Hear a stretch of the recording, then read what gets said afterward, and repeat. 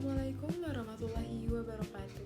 Izin perkenalkan diri, nama saya Nur Zakia Almazkia, biasa dipanggil Alma, sebagai mahasiswa Universitas Jenderal Ahmad Yani jurusan Farmasi dengan NIM 25501911115 dari kelas D.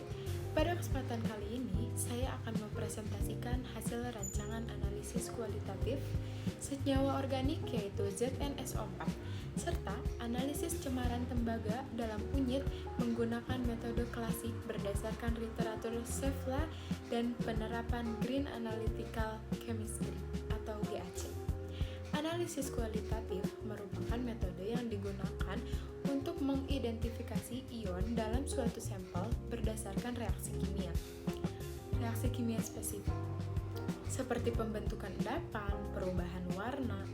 ZnSO4 merupakan senyawa anorganik yang mengandung ion Zn2+, memiliki sifat unfother sehingga dapat dianalisis melalui reaksi dengan basa maupun ligan seperti amonia.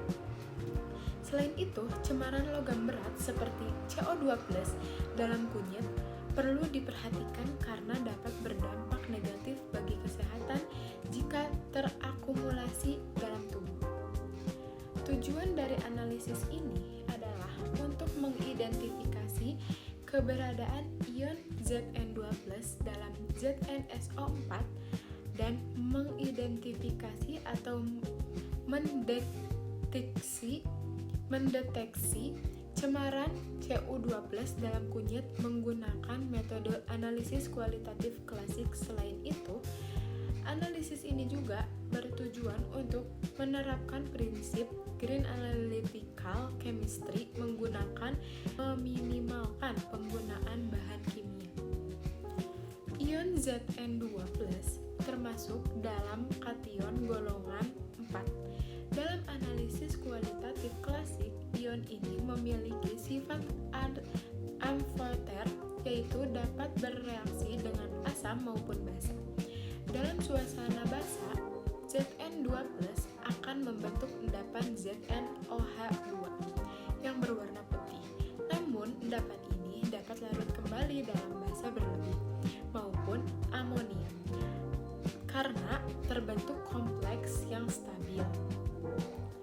Nah, prinsip identifikasi Zn2+ berdasarkan pada sifat amfother tersebut. Awalnya, Zn2+ akan membentuk endapan ZnOH2. Kemudian, endapan tersebut akan larut kembali ketika ditambahkan basa berlebih ataupun amonia. Sifat ini menjadi ciri khas yang membedakan Zn2+ dengan ion lain. Prosedur analisis dimulai dengan melarutkan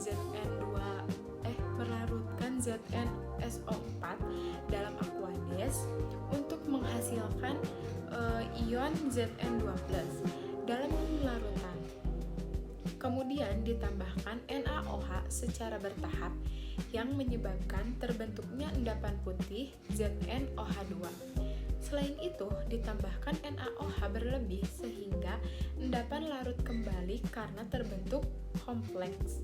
Selanjutnya, dilakukan uji dengan NH3 dan di mana Zn2+ juga akan larut dalam amonia terlebih dahulu atau anomiat berlebih, menunjukkan pembentukan kompleks.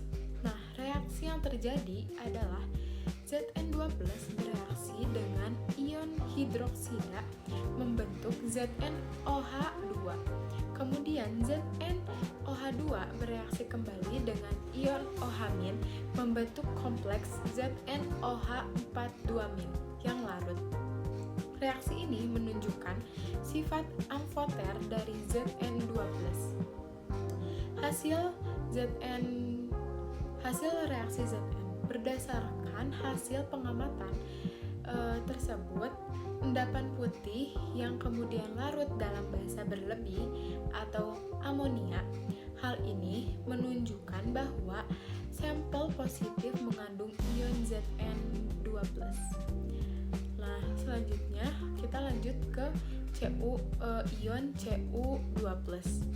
Ion Cu2+ merupakan logam berat yang dapat membentuk kompleks dengan ligan seperti amonia. Salah satu ciri khas Cu2+ adalah pembentukan larutan berwarna biru tua ketika bereaksi dengan NH3.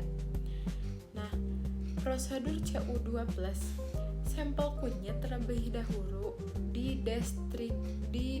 didestruksikan menggunakan asam nitrat untuk menghancurkan senyawa organik yang melarutkan logam. Setelah itu, larutan disaring untuk mendapatkan filtrat yang mengandung ion logam. Filtrat kemudian ditambahkan anomia untuk menguji keberadaan Cu2+. Reaksi Cu2+ akan bereaksi dengan OH- membentuk CuOH2 yang berwarna biru muda. Selanjutnya, dengan penambahan anomia berlebih akan terbentuklah kompleks CuNH3,4,2+ yang berwarna biru tua.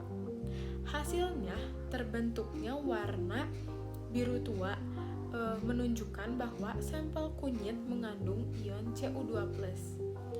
Nah, lalu saya akan menjelaskan GAC. Dalam analisis ini diterapkan prinsip Green Analytical Chemistry atau GAC, yaitu dengan menggunakan reagen dalam jumlah kecil, mengurangi bahan berbahaya, serta mengelola limbah dengan baik. Hal ini penting untuk menjaga keberlanjutan lingkungan. Lalu kesimpulannya.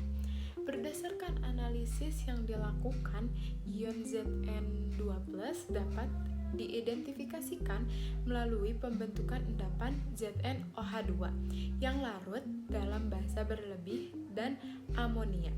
Sedangkan ion Cu2+ dapat dideteksi melalui pembentukan kompleks berwarna biru tua dengan amonia. Nah, mungkin sekian yang dapat saya sampaikan, dan sekian presentasi dari saya. Mohon maaf bila banyak kekurangan atau ada salah-salah kata. Terima kasih atas perhatiannya. Wassalamualaikum warahmatullahi wabarakatuh.